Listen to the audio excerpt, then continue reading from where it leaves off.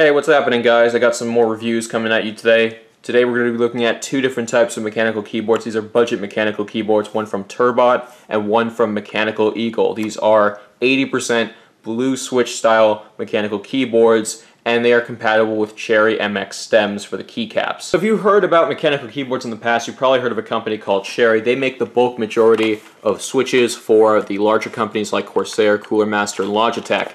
And the Cherry keyboard switches have been praised for their high quality and durability, and they're considered to be an industry standard at this point. So much so that every company is trying to one-up them or at least mimic them. To give you an idea of what I'm talking about, here's the Turbot keyboard right here. Here's a keycap from the Cherry MX Corsair keyboard that I just showed you. You can actually fit it on just fine. You can do the same thing with the Turbot keycap over on the Cherry Corsair keyboard.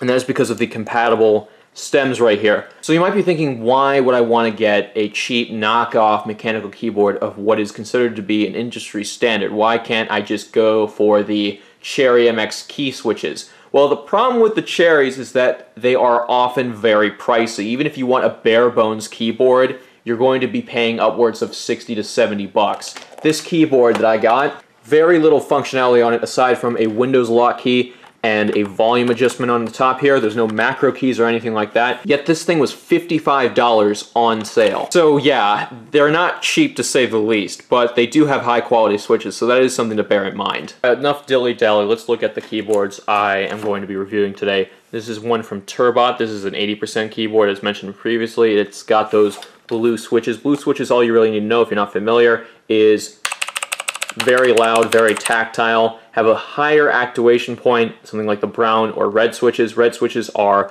much lighter when you want to try to press them down and get that click out of them. Brown are more for typing. Blue are for the people who really like to have the loud, clicky switches from the mechanical keyboard and also want a little bit more force going down on them before they activate. So here we have the Turbot one, and it's got a pretty nice solid construction right here.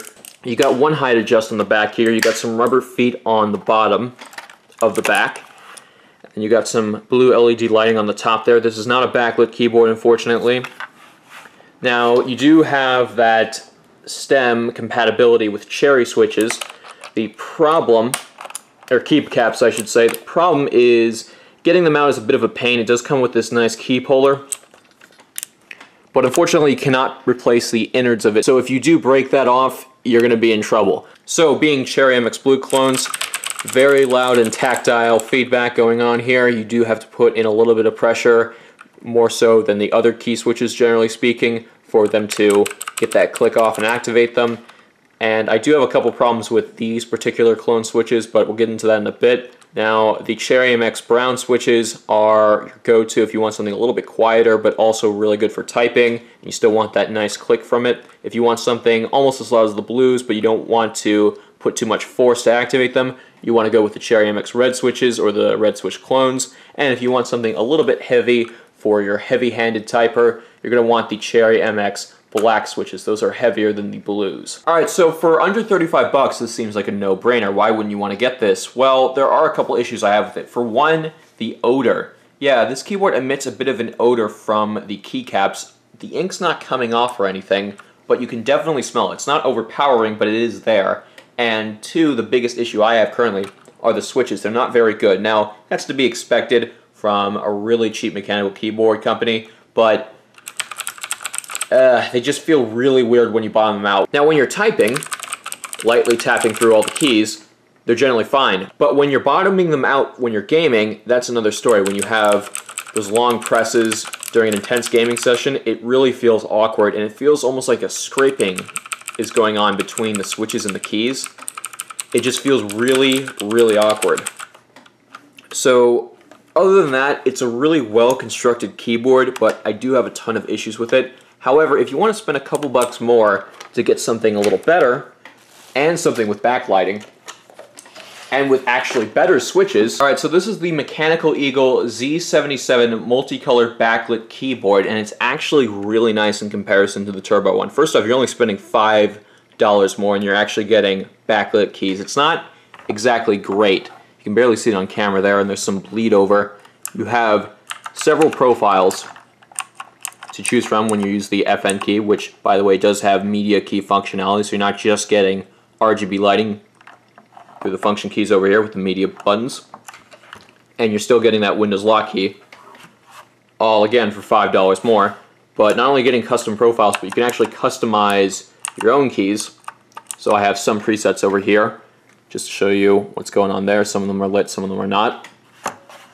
And you can save up to 2 of these custom profiles. There's no built-in software, so it's all done on the keyboard, and there's not any crazy stuff like RGB breathing or dancing or anything like that on the keyboard. It's fairly straightforward. If you want something that's like really crazy with RGB, you want to go with Corsair's keyboard, but hey, you can't get a Corsair keyboard with that crazy RGB lighting and a mechanical variant for this cheap. About 38 bucks on Amazon currently, which is insane. And the best part about this is the key switches. They're actually really good. Not only are they replaceable, as I'll show right here if I can not break the keyboard. So, embarrassing moment time. Turns out I actually never did that before, and that was my first time trying to get the key switches out. Turns out, a lot more difficult than I thought. There's no documentation in the box that contains anything about how to do it properly, so I'm assuming you're going to have to actually take your entire keyboard apart, because this puller is pretty much useless. Could not get it out. These are one of the replacement switches it comes with.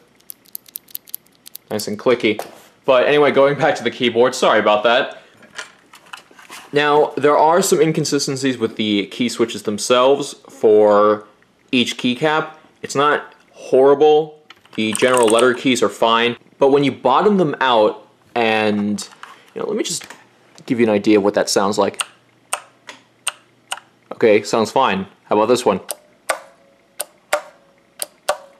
Hear that hollow echo? Yeah, that's on a lot of the keys. Bigger ones in particular. And you can kind of hear it on the letter keys. So it's not too annoying, but it is a little bit disappointing. However, generally speaking, no scratchiness, no weird feeling when you're bottoming out the keys. It feels like a genuinely great mechanical keyboard, one of the better clones I've seen out there.